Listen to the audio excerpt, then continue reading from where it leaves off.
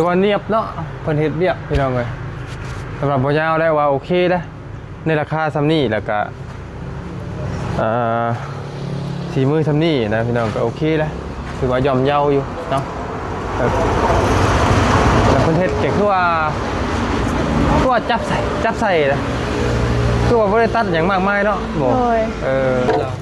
กินนมใครอยากเจาะ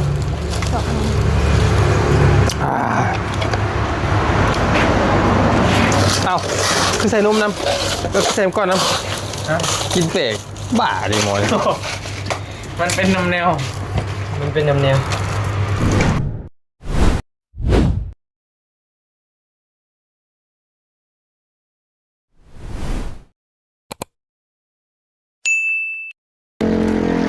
เอาโอเคพี่น้องเลย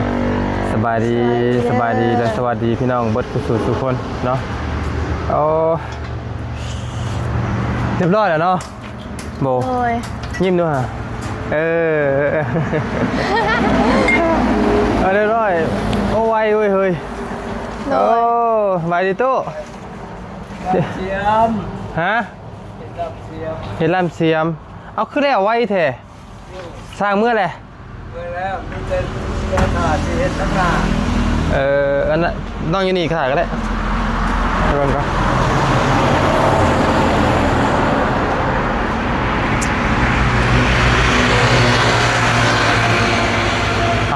นี่ดิพี่น้องเลยเนาะสีไม้ลายมือกับงามนะสำหรับบ่ยาวว่างามนะพี่น้องสีไม้ลายมือเนาะโอเคนะเนาะแต่ว่าต้องเบิ่งผลงานมันจริงหัวบ่งามถือว่าเนียบเนาะเพิ่นเฮ็ดเวียกพี่น้องเลยสำหรับบ่ยาวได้ว่าโอเคนะในราคาซ้ำนี้แล้วก็สีมือซ้ำนี่นะพี่น้องก็โอเคแล้วถือว่าย่อมเยาอยู่เนาะแล้วเพิ่นเฮ็ดก็คือว่าจับใส่นะคือว่าบ่ได้ตัดหยังมากมายเนาะบ่แล้วคือว่าสิมีอันนั้นบ่อันบางแผนใหม่บ่คือว่าสิมีการต่อออกมานี่บ่แม่ต่อทั้งหน้าออกพุ่นแหละออกต่อทั้งหน้าออกก่อนเอาต่อข้างหน้าบ่แม่นบ่ได้เกี่ยวข้างบ่ยังต่อข้างหน้าต่อจากเสาล่ะ3ใส่3เสาเลยต่อฮอดใส่น่ะต่อจากกี่เม็ดสำเก่าบ่อาจสิยับออกอีกหน่อยนึงนะเลยบ่หัวนะฮะเลยหัวบ่เลยอยู่ประมาณหน่อยนึงนี่แหละคือใส่เสากลางบ่ใส่ก็ได้ที่เสากลางโอ้โหน้ำเพลินบ่แล้วแต่เนาะบ่จะคัดพี่น้องเอ้ยว่ายังมักท่วงอยู่เฮาบ่ใส่เสากลางมันก็สิบ่เกะกะแล้วจะหันจอดนี่พี่น้องเอาโค้งมันแห้งๆถึงแล้วพอเลยนะเพราะมันบ่ได้ต่อไกลเด้มีเงินมีคำแต่ต่อตัวนี้ออกไปให้ทองร้อนเจ้าก็ได้เนาะ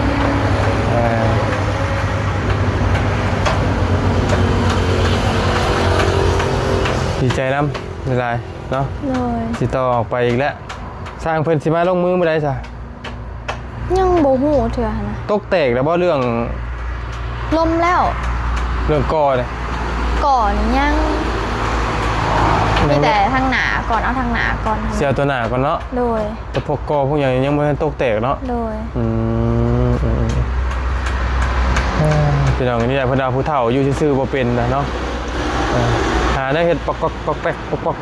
พี่น้องเลยเนาะรุ่นผู้เฒ่านี่กี่อยู่บ่เป็นได้รุ่นนี้นะพี่น้องหาได้เห็ดซื่อๆบ่ได้เนาะแต่ว่าเบื้องนี้ไม่เท่านี่สิอายุน้อยกว่าผู้เฒ่านี่บ่เจ้าอายุน้อยกว่าผู้เฒ่าบ่ได้ผู้ชายน้อยจักบ่ผู้เฒ่านี่เห็นบ่ไม่เท่าจักปี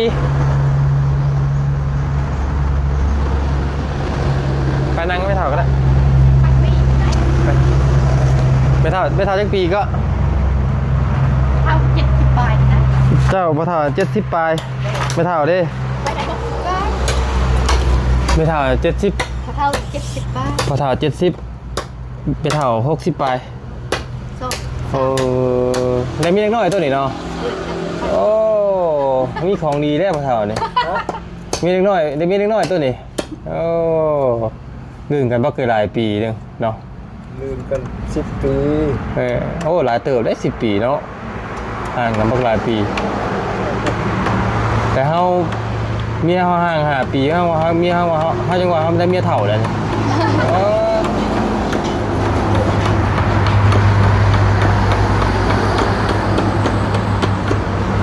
เป็นล่ามเสียมติ เพราะว่าเขาจะมาขุดคุมเสาทั้งหนานะ มื้อนี้บ่ ต้นแรงเลย โอ้อ่า เขาตกลงกันเขาที่เขาจะมาขุดเสา ค่าสร้าง3ล้านบ่ ฮะ เป็นยินน้องวีว่าค่าสร้าง3ล้านบ่ แม่นทั้งหมดมีแต่เครื่องมือเครื่องของเขาขามือขาตีนเขา3 ล้านเขาเฮ็ดให้ 3ล้านก็4,000บ่ได้บ่4,000บ่ 3 ล้าน 5,000 ป บ่ ระมาณ4,000 5,000 4,000เนาะเคอยู่เลยเคอยู่ เข้ากับต่างเข้าซอยเขาว่า ได้อยู่ ต่างกับเจ้าซอยเขาว่า ได้อยู่ ต่างซอยกัน เขาพังอยู่นะเพราะว่าเสานี้ เขาบ่แม่นคนในบ้านเดียวนี่ก็เยอะ ต่างซอยกันซอยเจ้า เพราะว่าเขาก็ได้เป็นเสาละพันเนาะแล้วก็ส่วนที่เหลือก็อันตัวพันหนึงน่ะคิดซะว่าเพิ่นค่าเพิ่นมุ้งตัวน่ะอันนั้นพี่น้องเอาประมาณนั้นเลยประมาณนั้นพี่น้องยุคเสาละพันปกติก็ค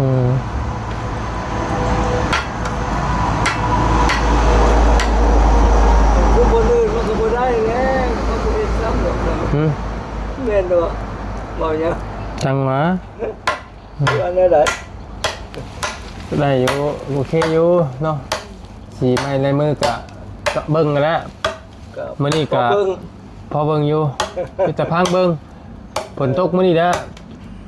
มันหน่อยลงมาโจกๆกับเว้ากันเด้อเอ้ย โอ้บ่แล้ว สร้างพวกนี้มันก็ฆ่าเงินไอ้กุ้งมันสร้างเชื่อบ้านไอ้กุ้งมันหักแพงกันนี่แหละ วัดผลมาค่ายกุ้งมันเจ้าไปซื้อเนี่ยมันก็เฮ็ดมาหัวเดินแบบนี้แหละไทยเซโนมามุง3 เทื่อมุงปุ้งเห็นเป็นราคาพอตกหัวจ้างลงอีกให้เข้ามาแปลงเจ้าไอ้ตกสร้างเจ้าเนี่ยแล้วมาเฮ็ดใหม่อีกมาเฮ็ดใหม่กับพอตกมาหัวอีก เก่า คือเก้าจ้ามึงไปจ้างเลยมันแล้วให้พวกอันมาเฮ็ดสร้างอันนี้แล้วไปเฮ็ดให้ได้อยู่เท่าสมือนี่ เขามีอะไรแม่ มัน แม่ คนพูดอย่างคนมาได้เสี่ยงเงินไล่ต่อได้เสี่ยงเงิน2 ต่อ 3 ต่อแบบโพสกระดักกระโดกว่ะพูดจากนี่เขาก็ไม่ได้จ้างเลยคือเอาเบิดเงินกับมัน20 ล้าน30 ล้าน เงินนั่นแหละเนาะ โย่นั่นแหละมักสร้างมักง่ายไล่แล้วมันได้ยากมักยากมันจังได้ง่ายว่ะ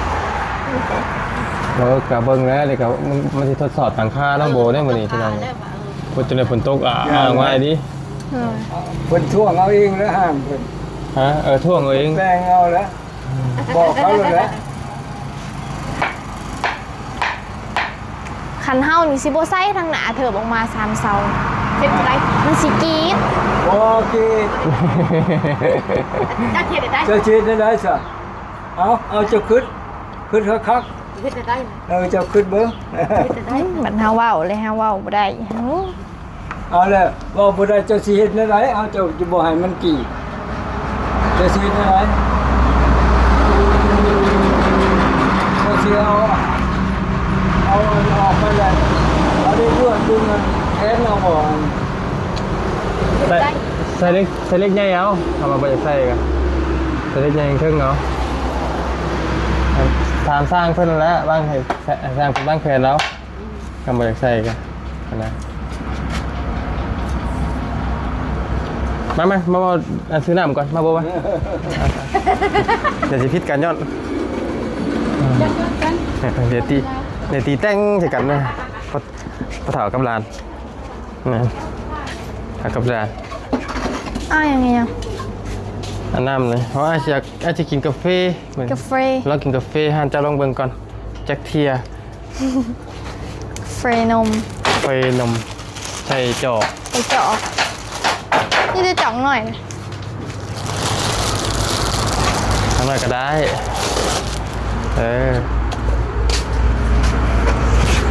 โอ้มีเห็ด โอ้ โอ้คักแค่ เบียร์ โอ้ สาม ข้างๆบ่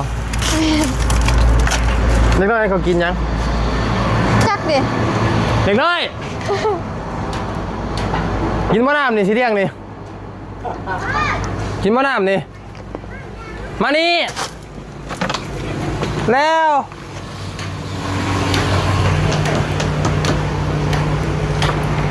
มาจะลองกันเนาะ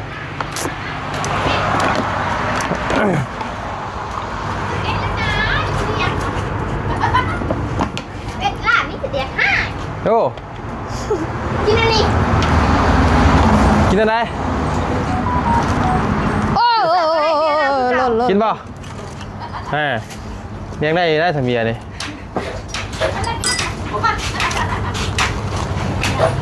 ถ้าก็ซื้อแบบเสียไปกินนี่ โอ้ว่าจะมาแล้วเต้ย ไม่เอา อ่ะ ยังไง เราจะกินน้ำยังไงสิเลี้ยงกินไหม กินน้ำนะ ข้าวบุกิน เอามาไหมเอาไหมกินไหมเอาป่ะน้องเมฆเอาได้ยัง เอาเดียวเดียว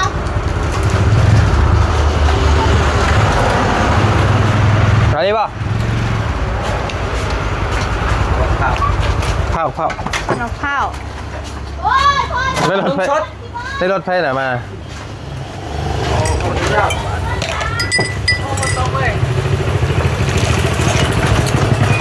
มาขายน้ำเต็มซาวเลย คนตกกัน ขนมข้าวไว้เมฆขนมข้าวปะ กินเลยนะเฮ้ย ขนมข้าว เดี๋ยวดีเลย เอ้า บักเต้ยบักเต้ย พ่อเขียนแหงเลยค่ะวันนี้ เขียดได้ บักเต้ยเอิ้นอีนี่คิดหรอ โอ้ เอิ้นบักมันหรอบักเลยว่าขอโทษจะพี่น้องได้เมาพิ้นนี่สินะ เปิดบักเตยนะบ่เครียด บักเต้ยมานี่บักเต้ยสวัสดีเด้อ เรียงบอลเรียงอยู่ได้อยู่ เรียกมาดิ เรียงก็เรียง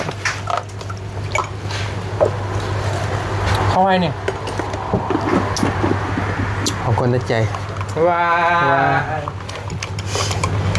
ใครจะมันหวานเลยเหรอ ค่อยมากินไปนี่ค่อย ฮะ กินนมได้ค่อยเด้อ กินนมบ่ นมได้ เมื่อวานนี่เขาบอกมากินนม กินนมสดแล้วกินนมใครจะเจาะ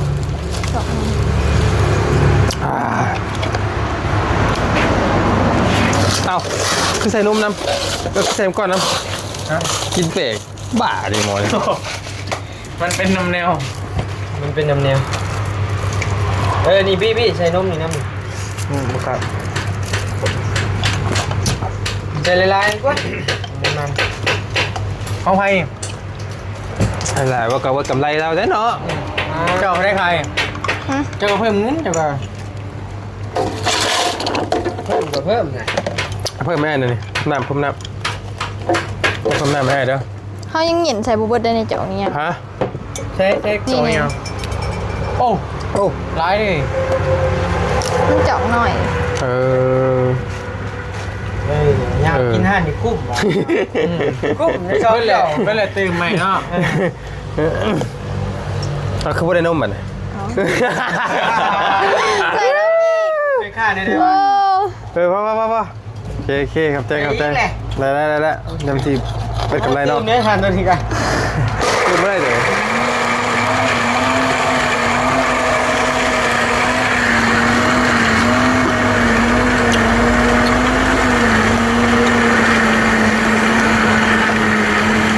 บุอึดเล่นอ่ะดู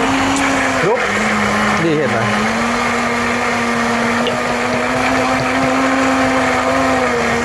หล่อไปพอดีหล่อทำไม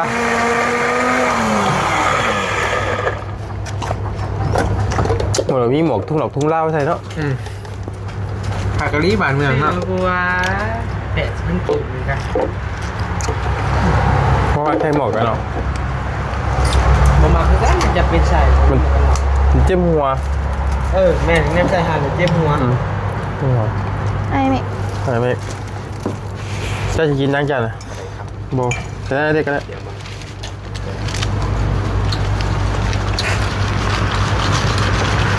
ดูเป็นลายแฮะเศร้าเลยเจ็บหำ เอาละ ใครยุ่สิ ได้แล้วครับ ถ้าเลี้ยงเขานี่ก็สั่ง เรียกยังน่ะนี่เด้เรียกไงดิ เอาอันนี้ไหม บอกแล้ว เข้าใจง่ายตัวนี้ แม่ลงบ่ข้าวบ่ ว่าได้แล้ว นั่นแหละ นี่กินละ ถ้าได้เนาะ 55,000 โอ้ จ้า ทำนี่ แม่ จังหวัดชิลวงชิลายนะ จินตนาการอุ้ยสามี บ่จ่ายป่ะ ยิ้มเนี่ยอันนี้ บ่อึดแล้วหมูเลย ยังไงเห็นนั่นน่ะบีเฮ้ย เนาะกระมัดงั้นมันหายได้อยู่ดิ วันอะไรแล้ว มากินนู่นนี่เลย ได้กันมากัน ไอ้ขนมตัวเองขายป่ะมันคือสมป่ะมันสมเว้ยแป้งหยุดเลยมั้งจ๊ะ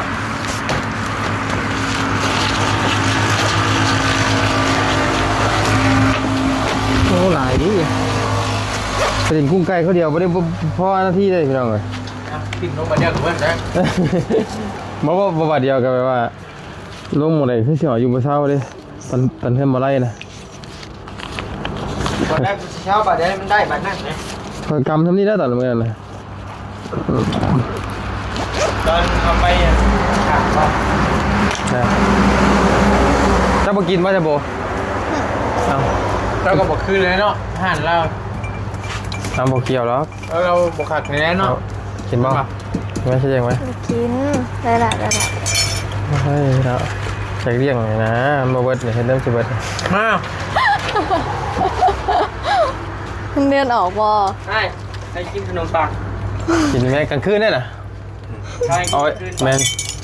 อันนี้ กลางเว้น ไม่ได้บอกนี่ก็เป็นกลางคืนบอก มีแบบมีปีกแบบมีปีกมุ้ยปีก มีเดี๋ยวมีปีกบุ้มีปีกอีก อ่ะบูได้เมียใส่ตลอด อันนี้ไม่มีปีกไว้ ใช่เดี๋ยวนี้มีตัวเลยเห็นว่าปีกมันนะ อันนี้ปีกคนตกแหละแต่อีกหน่อยไปซื้อให้แม่แล้ว ซื้อวัดได้นะซื้ออยากคุ้มอยากคิมให้เมียนะซื้อทุกอย่างนะ ไปเอาให้เนี่ยเขาซื้อจับมาเลย ไม่เรื่องไง ใช่เขาจะปลาไทยเนาะ เขาบ่ได้มาใส่เองเขาซื้อให้ลูกเมียเขาก็หวานดี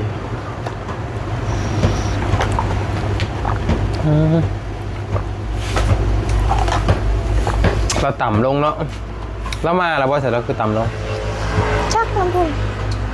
ต้องมาก่อน ต้องมาก่อนมันจังลงน้ำต่ำหรือมันโบเนสเพราะว่ามันแป้นอยู่ทางหลุมทางเชิงนี่ แล้วลูกเนาะ ทางหลุมเนี่ยมัน ผู้เฒ่าบ่อยู่ซื่อแล้วผู้เฒ่า นั่นเป็น อักแข็งแห้งในครอบครัวนี่เพราะว่าเป็นกินจางน้ำหนาเลย บอก กินเลยกินรสจืดนะว่าไง เค็มน้ำหนัก เข้มน้ำหนาเลยนะ นัวน้ำหนัก ทั้งนัวทั้งเข้มนวลลึกใช่ปะไปหากาใบอัน ทำไมเขาไม่ซัก หอมไม่สักปะ ใช้คุณบอกเขาไม่ขับรถไปนะเนี่ยไม่เปียก ครับลูกพี่โบนะ ครับไปดูโบบี้มันเปียกไงรถใหม่ รถไม่เท่เลย รถช่าง รถไอ้ขี่ไม่ได้หรือไม่เลยเห็นปะ จะขี่ไม่ได้เลิกรถช่าง แล้วต้องหนวดจักอะ อย่า ถูกแล้วแต่พอมา นั่นแหละ เปียกเลย เป็นยัง โอ้เอ้าเมื่อนี่มอยบุกไปใช้เลยพอไปใช้เลยนี่ไปใช้ พูดเลยทุกเพลง เพลงพี่โบ พอไปมือนี่ เจ็บแขนก็เลยไปอันนี้ค่ะเพื่อน เดิน เพื่อน ผ่อนพักผ่อนมันไปคนเดียว พักผ่อนเย็นแอวก่อนเนาะพี่น้องเลยมาละนั่นแหละ บ่เกิน3 โมงมันก็มา เฮ้ยเนี่ยมันแหละ ไปเนาะ ให้กันแล้วแหละเนาะอันมื้อนี้บ่ได้ต้องตีมื้อนี้เนาะบ่ได้ แรงมันออกมายังละคำได้มื้อนี้ มื้อนี้บ่วิต่อรองกันเรื่องกันคำเนาะ โดย เจ้าบัวจักยังว่าวันนี้ว่าเราใส่คอนกลุ่มวะต่อเองเลยดิว่าได้หาผู้ใหญ่ว่าต่อได้ดิ แค่ตัวนี่ ฝึกเลย ต่อคาดอง ต่อคาดองเราบ่70 ล้าน โดย ลดลงมาเหลืออยู่3 ล้านหา แล้วรุดบ่อย รุดแล้วรุดแล้ว รุดอีก3ล้านหา แต่เรายังไม่ได้ว่าดึงคำเลย คำจะว่า100 บาทยังเนาะ บอกโอ้5 บาทเนี่ยก็ยุขี้ไปแล้วคน นี่น้องสาวรันหาตองเลย แม่นจาก70 ล้านเหลืออยู่3 ล้านหา ข้าวโพดในเจียว ทำ5 บาทพอแห้งอีกเนาะ ข้าม5 บาทเลยจุกได้เพิ่น 500 ล้าน โอ้โธ่พี่น้องกันเนาะรถเป็นยังน้องมื้อนี้ บ่เห็นรถเป็นยัง รถเพ่อะ เบิดบ่ เบรกหน้าแล้วก็มีกากบาทปาโทแล้วก็คาด ป้าโธ่เป็นหลายแท้เนาะ แสดงว่ามีเงินเนี่ยก็เปลี่ยนธีมกูแล้ว สิได้รถใหญ่กับเราพี่น้องคำว่าได้เป็นยังมาได้กะ นัก นัก บุญรวมป่ะ หมุนโฮมมาเลยแต่ว่าถึงที่บ่เป็นหยังกะทำเฮาได้เข้าไปเช็คบาทนึงน่ะมีแล้ว มีรถเนี่ยเป็นอ่ะ วันยาวเคยโดนอยู่ขี่กะว่าสิล่ะตอนเฮาขี่ไปนั้นบ่ได้เป็นหยังเอาเข้าไปเปลี่ยนน้ำมันดีในสิรถเบิดเงินรอบไป10 ล้านบ่ได้ขี่ว่าโอ้ยังอันนี้วะ รถไฟก็ 10 ล้านตะกี้นะ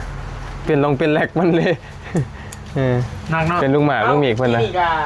เบิดไป20,000 20,000บาทนี่โบราณเนี่ย โคตร นัก เนาะ เปลี่ยนบางแหลกคือกันเฮาก็ได้บางแหลกตรงนั้นอยู่สุด บ่ได้ไปใช้บ่นี่บ่อยู่นี่บ่ อยู่นี่แหละบัดบ่มีรถมีร่างอันนี้รถเพ่เนาะ สิเนาะแล้วยืมกันนี่แหละจนได้สร้างเพิ่นสิมาขุดเสาอยู่ซะ มาบ่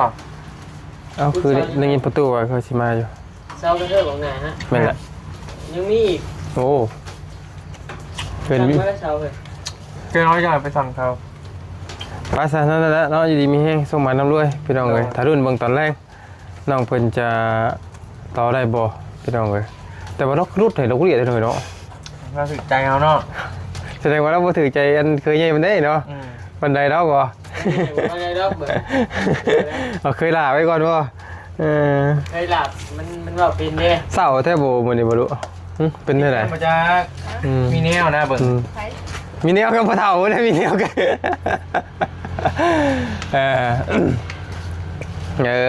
เนาะ ปักเต้ยกินแล้วข่าวนะ อ๋อเตอ ดีๆนะหวย เอาได้จ้ะ อีสาวเหรอ ไปเบิ่งผ่าได้ยัง